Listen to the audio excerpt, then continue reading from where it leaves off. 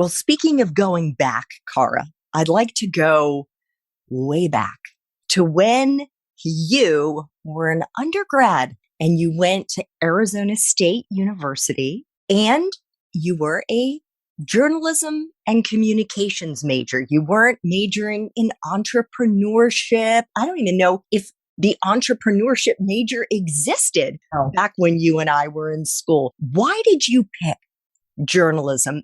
And did you know what you were going to do with that degree when you graduated? it's interesting.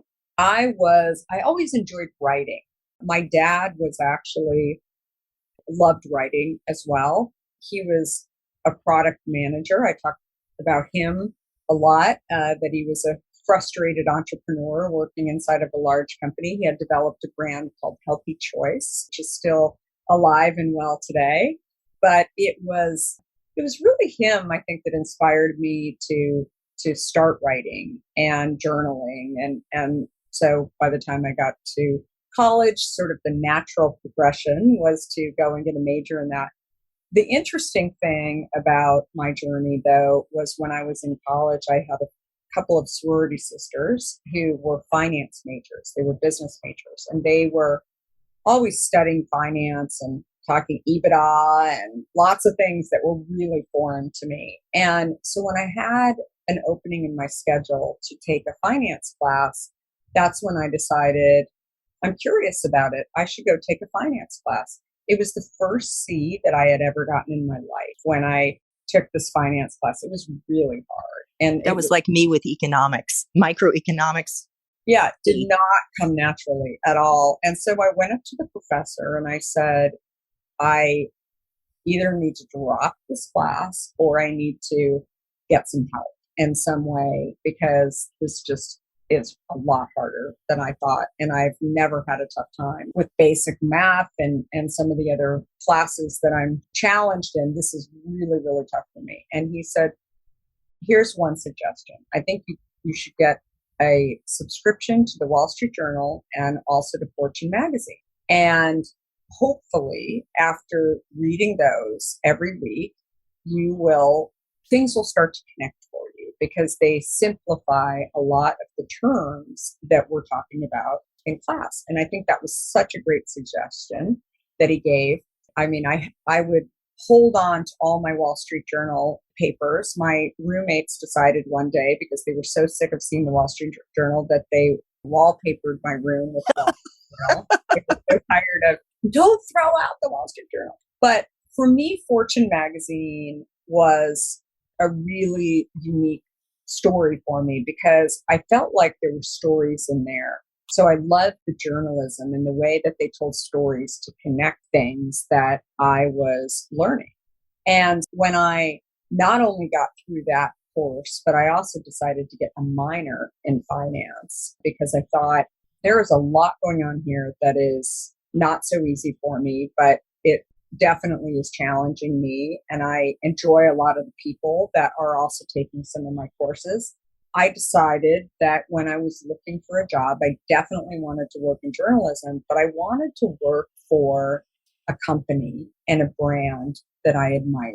And hopefully there would be people that work at a brand or a company that I admired that I would learn from. And I opened up my Fortune magazine, and in the front of the inside front cover, they said who the managing editor was, Marshall Loeb. And I wrote to Marshall Loeb and I said, I want to tell you a story. And I said, thank you for allowing me to learn from your stories. And I went on to share about how I received a C. And the professor had told me to get a subscription to Fortune magazine. And now I'm graduating and I'm looking for a role. And here is why I want to come work for you. I didn't say you should hire me.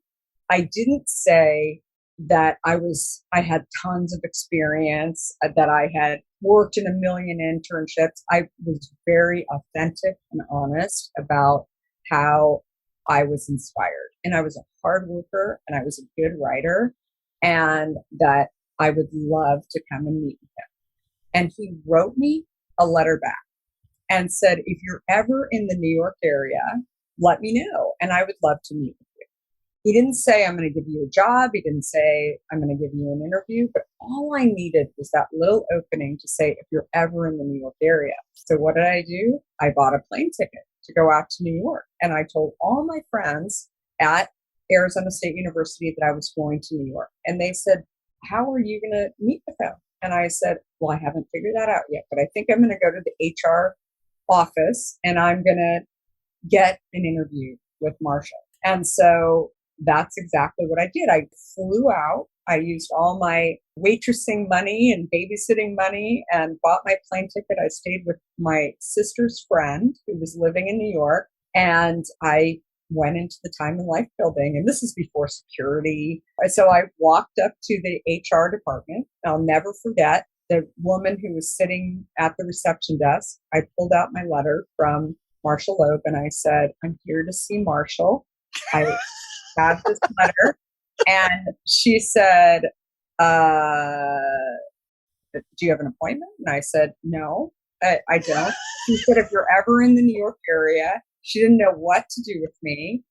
And so I waited and she said, just a minute. And she called her head of HR and she said, she came out and she said, I'm really sorry to tell you, but you don't have an appointment and you don't have experience. And so you will not be getting a meeting with Marshall Loeb and you will not be getting a role with Marshall. We always hire people who have a lot of experience. And I said, okay, well, I'm here until tomorrow. Are there other roles in the building with other magazines? You have a lot of magazines in the building. Prior to even walking in the building, I didn't know that Time Magazine and Sports Illustrated and People, I'd take a job at any of them.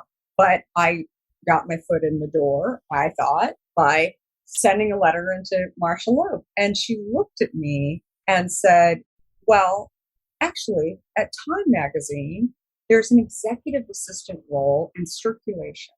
Would you be interested in interviewing for that? And I said, that would be terrific. And she said, why don't you have a seat? I'll be right back. And she came back and she said, she will interview you.